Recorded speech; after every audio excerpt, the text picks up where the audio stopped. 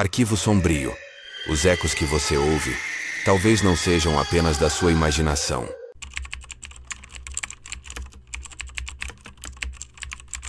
Você já conversou com alguém que deveria estar morto há 2 dias? Os eventos que você está prestes a conhecer aconteceram em um apartamento no Bexiga, centro de São Paulo, onde a linha entre vida e morte se tornou perigosamente tênue. As autoridades confirmaram o óbito na sexta-feira às 15h43, mas eu posso jurar que estive com ela no domingo à tarde, conversando sobre coisas que só nós dois sabíamos. Antes de prosseguirmos, um aviso do Arquivo Sombrio. Esta narrativa contém elementos perturbadores baseados em fatos que talvez você prefira nunca ter conhecido. Meu nome é Rafael, tenho 32 anos e trabalho como técnico em informática em uma empresa no centro de São Paulo. Sempre fui uma pessoa lógica, que acredita apenas no que pode ser provado, testado, mensurado. Até o domingo 27 de agosto de 2023, quando minha percepção da realidade se estilhaçou como vidro temperado, atingido por uma pedra. Camila havia morrido na sexta-feira. Eu sabia disso porque recebi a ligação da irmã dela, Júlia, às 18h15 daquela tarde chuvosa. A voz embargada, o choro entrecortado, as palavras que pareciam arranhões na minha alma. Rafa, a Camila, ela. Aconteceu um acidente. Ela não resistiu. O apartamento onde morávamos juntos há 3 anos ficava na rua 13 de Maio, um prédio dos anos 50 com paredes grossas que abafavam os sons da rua, mas amplificavam cada ruído interno. Quando cheguei em casa naquela sexta-feira, depois do velório, o silêncio tinha uma qualidade diferente. Não era apenas a ausência de som, era como se o próprio ar tivesse engrossado, carregado de uma presença que eu não conseguia nomear. O cheiro ainda estava lá. Aquele perfume doce e floral que ela usava, misturado com o aroma de café que sempre pairava na cozinha porque Camila tinha o hábito de deixar a cafeteira ligada o dia inteiro. Mas havia algo mais. Algo que eu não conseguia identificar. Um odor metálico, quase imperceptível, como moedas velhas deixadas na chuva. Passei o sábado inteiro vagando pelo apartamento como um fantasma. Cada canto guardava uma memória. A poltrona onde ela se sentava para ler, sempre com as pernas dobradas para o lado. A mesa da cozinha onde tomávamos café pela manhã, ela reclamando que eu nunca lavava a xícara direito. O espelho do banheiro onde ela ficava horas arrumando o cabelo, cantarolando músicas que eu fingia não gostar, mas que secretamente adorava. O apartamento tinha 2 quartos, uma sala pequena e uma cozinha que dava para um pátio interno sombrio. As janelas da sala ficavam voltadas para o oeste. Então, à tarde, o sol entrava com força, criando manchas douradas no piso de taco que ela havia insistido em encerar toda semana. Agora, aquelas manchas de luz pareciam estranhas, como se não pertencessem mais àquele espaço. Durante a madrugada de sábado para domingo, acordei com um som que conhecia bem. A torneira da cozinha pingando. Era um barulho que sempre me irritava, mas que Camila achava relaxante. É como um metrônomo, ela dizia. Me ajuda a dormir. Levantei para fechá-la melhor, mas quando cheguei à cozinha, a torneira estava completamente fechada. O som continuava, rítmico, hipnótico, vindo de lugar nenhum. Voltei para a cama, mas o sono não veio.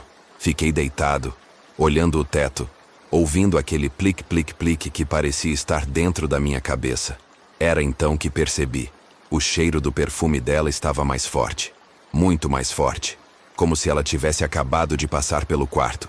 Domingo chegou cinzento, com aquela garoa fina típica do inverno paulistano. Eu tinha combinado de ir ao apartamento dos pais dela para ajudar com os preparativos do enterro, mas senti uma estranha resistência em sair de casa. Era como se algo me puxasse para dentro, uma força invisível que sussurrava que eu deveria ficar. Estava tomando café na cozinha quando ouvi a chave na fechadura. O som era inconfundível. 2 voltas para a esquerda, uma pausa, depois o clique da porta se abrindo. Era exatamente o jeito que Camila abria a porta quando chegava do trabalho, sempre com aquela pressa característica, como se cada segundo perdido fosse uma eternidade.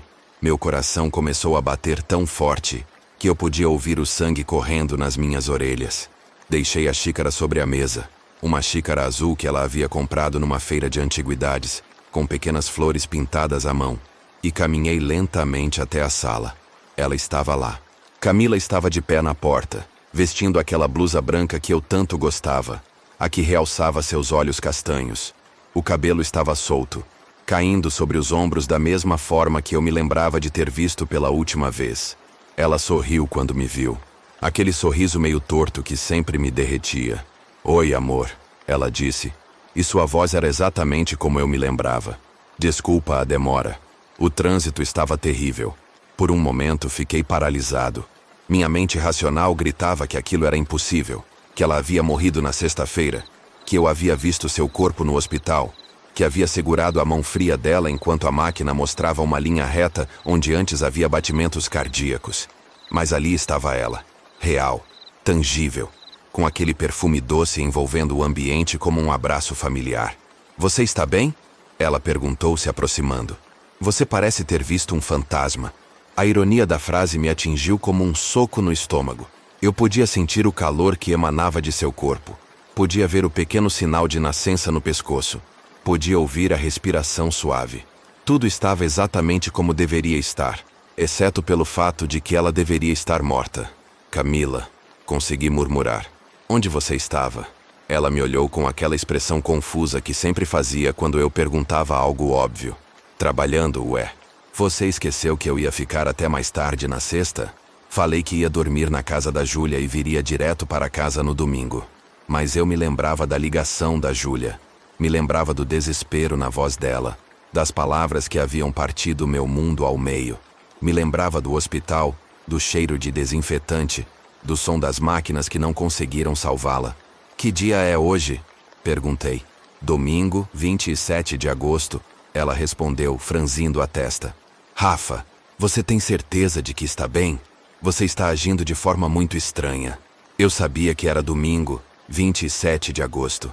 Mas também sabia que ela havia morrido na sexta-feira, 25 de agosto. 2 dias antes.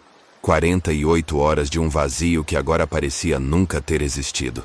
O apartamento ao nosso redor permanecia o mesmo, mas havia algo diferente na qualidade da luz, na forma como as sombras se projetavam nas paredes.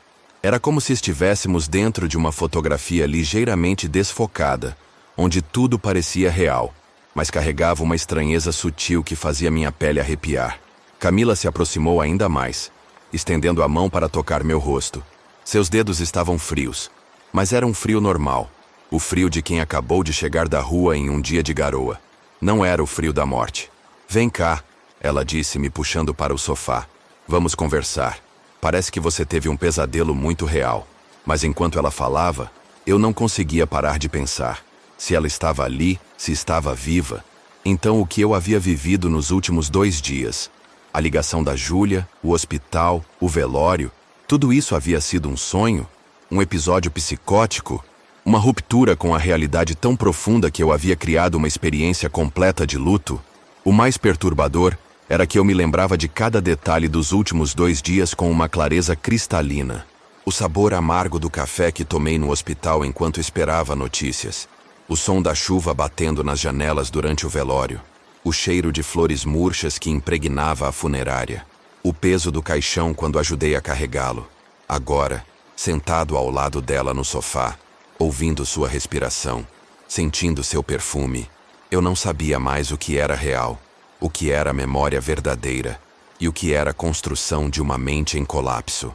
E então, olhando nos olhos dela, percebi algo que fez meu sangue gelar. Havia uma mancha escura na têmpora esquerda, quase imperceptível, como uma sombra que se movia independentemente da luz do ambiente. O que você faria se a pessoa que você ama voltasse dos mortos, mas você não tivesse certeza se ela realmente estava viva ou se você estava perdendo completamente a sanidade? Passamos a tarde toda conversando como se nada tivesse acontecido. Camila me contou sobre o trabalho, sobre a discussão que teve com o chefe na sexta-feira, sobre os planos para a semana seguinte. Tudo parecia normal, cotidiano, real, mas cada palavra que ela dizia criava uma fissura maior na minha percepção da realidade. Ela mencionou coisas que eu não me lembrava de ter acontecido.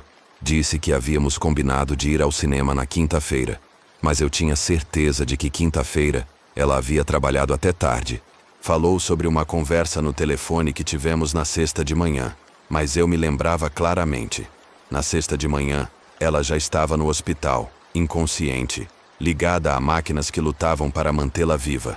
O apartamento começou a se comportar de forma estranha. A luz da sala piscava ocasionalmente, mesmo não havendo problema com a instalação elétrica. O cheiro do perfume dela ia e vinha em ondas, às vezes tão intenso que chegava a ser enjoativo, outras vezes tão sutil que eu pensava ter imaginado. Por volta das 15 horas, resolvi testar minha sanidade. Pedi para ela me mostrar algo que comprovasse que estava viva. Um recibo, uma mensagem no celular, qualquer coisa que marcasse sua presença no mundo físico nos últimos dias. Ela riu. Aquela risada cristalina que eu conhecia tão bem, mas que agora carregava uma nota dissonante, como um piano ligeiramente desafinado. Que pergunta mais estranha, amor? Ela disse, mexendo no celular. Olha aqui, as fotos que tirei ontem no trabalho. Ela me mostrou a tela, e lá estavam as fotos. Ela sorrindo ao lado de colegas, o escritório ao fundo, a data marcando sábado, 26 de agosto. Fotos que não poderiam existir, porque no sábado ela deveria estar morta há mais de 24 horas. Mas as fotos estavam lá, nítidas, reais, impossíveis. Camila, eu disse tentando manter a voz firme. Você se lembra de algum acidente? Alguma coisa que possa ter acontecido na sexta-feira? Ela me olhou com uma expressão que eu nunca havia visto antes. Por um momento, seus olhos pareceram vazios, como se ela estivesse olhando através de mim, para algum lugar muito distante. Acidente? Ela repetiu, e sua voz soou ligeiramente ecoada, como se viesse de dentro de um poço. Não me lembro de nenhum acidente. Mas enquanto ela falava, a mancha escura na têmpora parecia pulsar, crescer, se espalhar. E eu percebi que ela estava evitando olhar para o espelho da sala, como se soubesse que havia algo errado com seu reflexo. O telefone tocou às 16 horas e 30 minutos. Era Júlia. Rafa, onde você está? Estamos todos esperando você aqui. O padre vai chegar em 1 hora para a conversa sobre o funeral. Minha mão tremeu segurando o telefone. Olhei para Camila, que estava me observando com curiosidade. Júlia, comecei, mas não sabia como continuar. O que houve? Você está bem? Sei que está sendo difícil, mas precisamos resolver essas questões práticas. Júlia, a Camila está aqui comigo. O silêncio do outro lado da linha durou uma eternidade. Quando Júlia voltou a falar, sua voz estava carregada de uma preocupação que cortava mais fundo que qualquer lâmina. Rafa, você precisa de ajuda. A Camila, ela morreu na sexta-feira. Você estava lá, você viu. Você segurou a mão dela quando ela se foi. Mas ela está aqui. Insisti, olhando para Camila, que agora parecia estar ouvindo apenas minha parte da conversa. Ela chegou hoje. Conversamos a tarde toda. Rafa, por favor, me escute. Você está em choque. É normal. Às vezes a mente cria mecanismos de defesa para lidar com perdas muito grandes. Mas você precisa aceitar a realidade. A Camila se foi. Desliguei o telefone com as mãos tremendo. Camila se aproximou, tocando meu braço com delicadeza. Quem era? Ela perguntou. E sua voz parecia vir de muito longe, mesmo estando ao meu lado. Sua irmã. Respondi. Ela disse que você morreu na sexta-feira. Camila riu, mas era uma risada sem humor, vazia como um eco em um túnel abandonado. Que bobagem, ela disse. Estou bem aqui. Você pode me tocar, pode me ouvir, pode me ver. Como eu posso estar morta? Ela tinha razão. Eu podia tocá-la, podia ouvir sua respiração, podia sentir o calor que emanava de seu corpo, mas também podia ver a mancha escura se espalhando pela lateral de seu rosto. Podia perceber que sua pele estava ligeiramente translúcida sob certas luzes. Podia notar que ela não projetava sombra quando passou em frente à janela. À medida que o dia avançava, o apartamento parecia se transformar. As paredes pareciam mais próximas, como se o espaço estivesse se contraindo.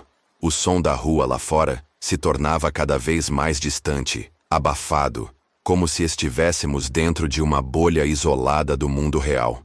Camila sugeriu que fizéssemos jantar juntos, como sempre fazíamos aos domingos.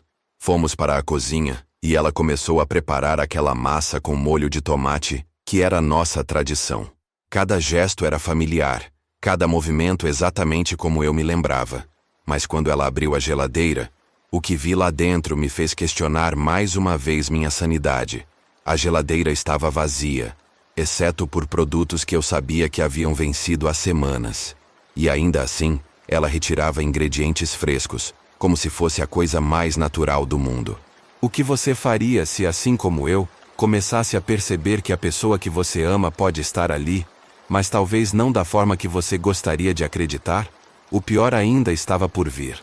Enquanto cozinhava, ela cantarolava uma música que eu não reconhecia. A melodia era bela, mas havia algo profundamente melancólico nela. Algo que fazia meu peito apertar de uma forma que eu não conseguia explicar. Que música é essa? Perguntei. Ela parou de cantarolar e me olhou com uma expressão distante. Não sei, ela respondeu. Estava na minha cabeça quando acordei hoje. Parece que sempre esteve lá. O jantar foi surreal. Comemos em silêncio, e eu percebi que ela não estava realmente comendo, apenas movendo a comida no prato, levando o garfo à boca ocasionalmente, mas sem de fato mastigar ou engolir. Quando mencionei isso, ela riu e disse que estava sem apetite. Deve ser o calor, ela disse, embora o apartamento estivesse frio, com aquela friagem úmida de agosto que penetrava até os ossos. Depois do jantar, fomos para a sala assistir televisão. Ela escolheu um filme que estávamos vendo juntos na quinta-feira antes do acidente. Ou antes do que eu acreditava ter sido o acidente. Mas quando o filme começou, percebi que ela já sabia o final. Comentava sobre cenas que ainda não haviam acontecido. Como você sabe disso? Perguntei. Ah, eu já assisti esse filme. Ela respondeu distraidamente. Várias vezes. Mas eu tinha certeza de que era a primeira vez que víamos aquele filme.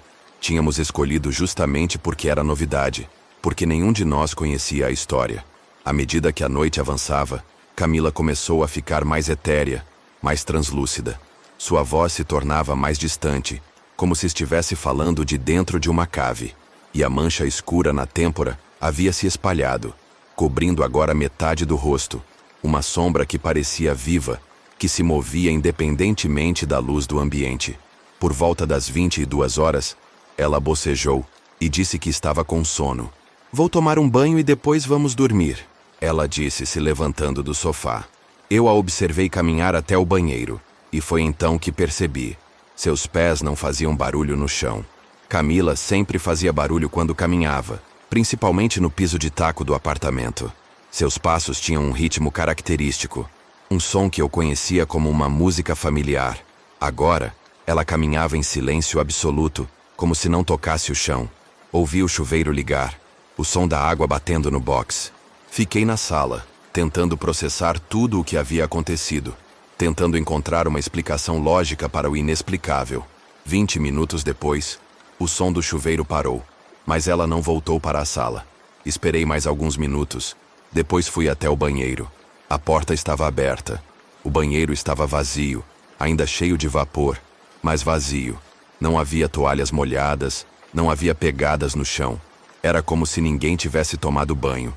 Procurei por ela no apartamento inteiro, chamando seu nome. Verifiquei o quarto, a cozinha, até olhei na área de serviço. Ela havia simplesmente desaparecido, mas seu perfume permanecia no ar, mais intenso do que nunca.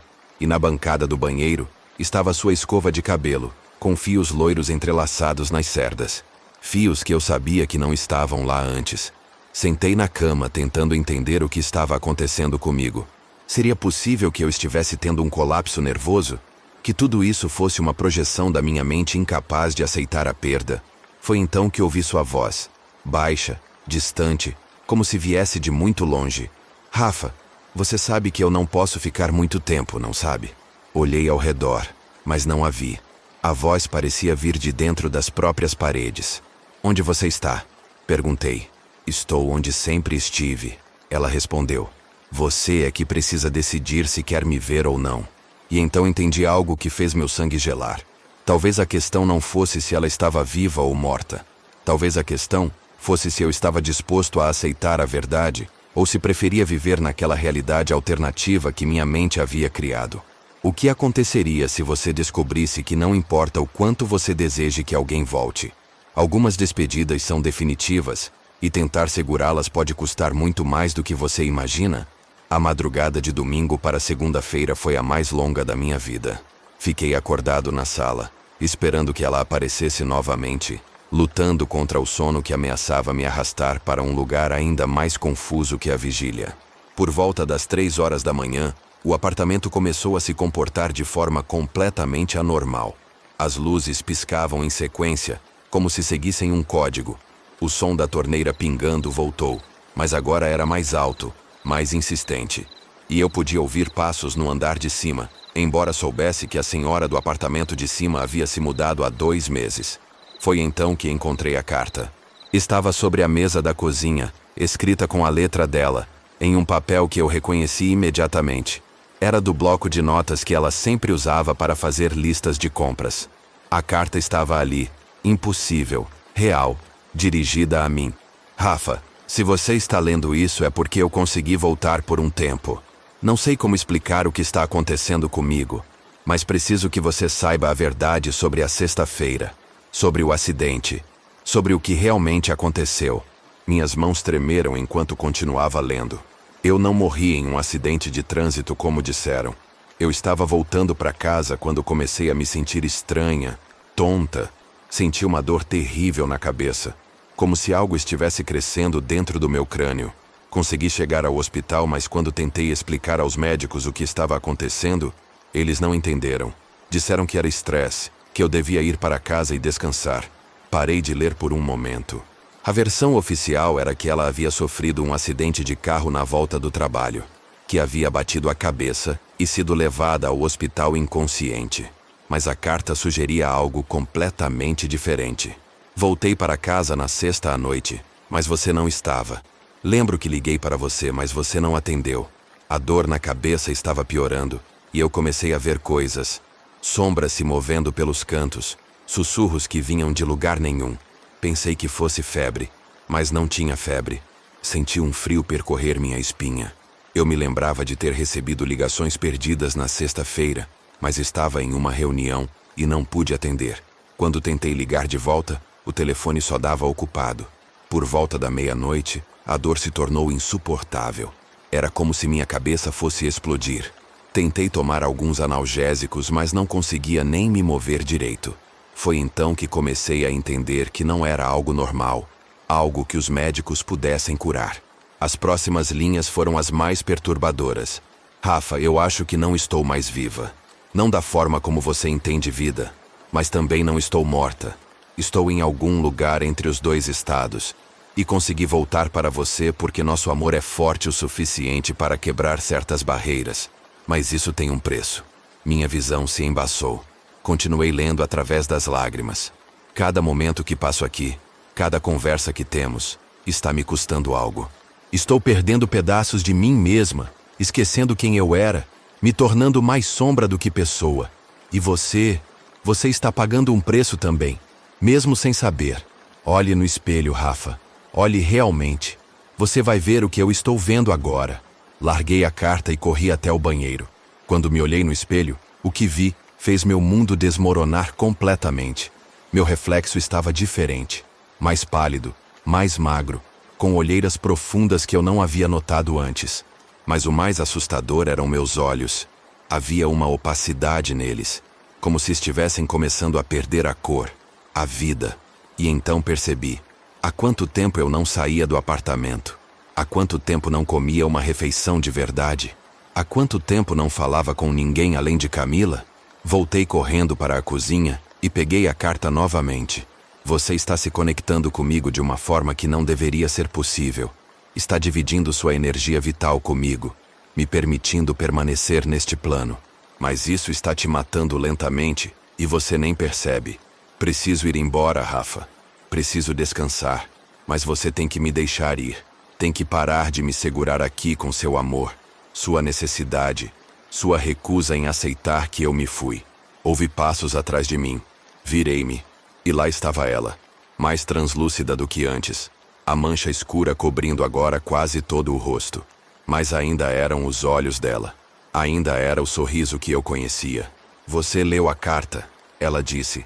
E sua voz era como vento passando por folhas secas. Isso é real? Perguntei. Tudo isso está realmente acontecendo? É tão real quanto você permitir que seja. Ela respondeu. Você me trouxe de volta, Rafa. Seu amor, sua recusa em me deixar ir, sua necessidade de me ter aqui. Você me puxou de volta. Então eu posso te manter aqui. Eu disse desesperado. Posso? Não! Ela me interrompeu. E pela primeira vez desde que havia aparecido, sua voz carregava firmeza. Não pode, porque se você me mantiver aqui, vai me destruir de verdade. E vai se destruir também. Ela se aproximou, estendendo a mão. Quando a toquei, senti uma frieza que ia além da pele. Uma frieza que vinha de lugares onde não deveria existir vida. Você precisa me deixar ir, ela disse. Precisa aceitar que eu morri na sexta-feira. Que o tempo que passamos no domingo foi um presente que não deveria ter existido. Mas que existiu porque você precisava se despedir de verdade. Eu não consigo, confessei. Eu não sei como viver sem você. Você vai aprender, ela disse. E seu rosto estava se desfazendo lentamente, como fumaça dispersada pelo vento. Você vai aprender porque eu preciso que você viva por mim também. Preciso que você seja feliz, que encontre paz, que siga em frente. Mas se eu te esquecer, você vai deixar de existir completamente. Eu disse. Não. Ela sorriu. E por um momento voltou a ser completamente sólida, completamente real. Eu vou existir em cada momento feliz que você viver, em cada riso, em cada pôr do sol que você parar para admirar, em cada vez que você ajudar alguém. Eu vou estar lá, mas da forma certa. Não como uma sombra que te impede de viver. A luz da manhã começou a entrar pelas janelas. E com ela, Camila começou a se desvanecer. Tem uma coisa que eu não disse na carta. Ela sussurrou. Eu te amo, Rafa. E é por isso que preciso ir embora. Porque o amor verdadeiro às vezes significa deixar a pessoa ir. Eu te amo também, consegui dizer, embora as palavras saíssem rasgadas pela dor. Então me deixe ir, ela disse. Me deixe descansar. Fechei os olhos e pela primeira vez desde sexta-feira, aceitei a verdade. Ela havia morrido. Havia morrido sozinha, em dor, tentando voltar para casa. E eu não havia estado lá para ela. Quando abri os olhos, ela havia sumido. O apartamento estava vazio, mas não carregava mais aquela estranheza sobrenatural. Era apenas vazio, da forma como deve ser um lugar onde alguém que você ama costumava viver. No chão, onde ela havia estado em pé, havia uma única flor, uma margarida branca, sua flor favorita. E ao lado da flor, uma última nota. Obrigada por me deixar ir. Obrigada por me amar o suficiente para me libertar. Cuide-se, meu amor. Até nos encontrarmos novamente. Peguei a flor e a carta. E pela primeira vez desde sexta-feira, consegui chorar de verdade. Não era mais a dor raivosa da negação, mas a dor limpa do luto aceito. Algumas horas depois liguei para Júlia e contei tudo o que havia acontecido. Ela ouviu em silêncio. E quando terminei, disse apenas: Rafa, ela te amava muito. E você fez a coisa certa. Mais tarde, descobri que Camila havia tentado me ligar 17 vezes na sexta-feira. As ligações que eu havia perdido por estar em reunião. Nas últimas mensagens do celular dela, encontraram um áudio que ela havia gravado para mim, mas que nunca conseguiu enviar. Rafa, se você está ouvindo isso é porque algo aconteceu comigo. Estou me sentindo muito estranha e tenho medo. Quero que você saiba que te amo mais do que qualquer palavra pode expressar. Se eu não conseguir voltar para casa hoje, por favor, não se culpe. Não foi culpa de ninguém. E por favor, não tente me segurar. Quando for a hora, me deixe ir. Promete? Ela já sabia. De alguma forma, ela já sabia que estava morrendo e havia se preparado para se despedir. O domingo que passamos juntos foi o presente que ela conseguiu me dar. Uma última chance de dizer adeus da forma certa. Guardar a flor em um livro que ela gostava. E toda vez que o abro, ainda posso sentir um leve vestígio do perfume dela. Não é assombração. É memória transformada em amor. Às vezes, quando estou sozinho no apartamento, ainda ouço aquela música que ela cantarolava, a que dizia não saber de onde vinha. Descobri depois que era uma canção de ninar que a mãe dela costumava cantar quando ela era pequena. Uma música sobre anjos que cuidam de quem fica, mesmo depois de partir. Você já se perguntou se o amor é forte o suficiente para atravessar a morte? Eu descobri que sim. Mas também descobri que o amor verdadeiro sabe quando é hora de deixar ir. E que às vezes, a maior prova de amor é aceitar que algumas despedidas são definitivas. Se esta história despertou seus próprios medos sobre perda e despedida, deixe seu like como reconhecimento das sombras que agora compartilhamos. Compartilhe com aqueles que, assim como você, precisam saber que algumas histórias do Arquivo Sombrio não são apenas histórias. Nos vemos no próximo relato, se você tiver coragem de voltar. Mas uma coisa eu nunca contei para ninguém, nem mesmo para a Júlia. 3 meses depois, mudei do apartamento da Rua 13 de Maio. Na última noite antes da mudança, enquanto empacotava suas coisas, encontrei uma carta que ela não havia escrito. Uma carta com minha própria letra dirigida a ela que eu não me lembrava de ter escrito. Camila, se você está lendo isso, é porque eu consegui te encontrar. Não importa onde você esteja, eu vou te buscar. Não importa se você está viva ou morta, eu vou te trazer de volta. Porque eu não posso viver sem você. Porque eu não vou deixar você ir.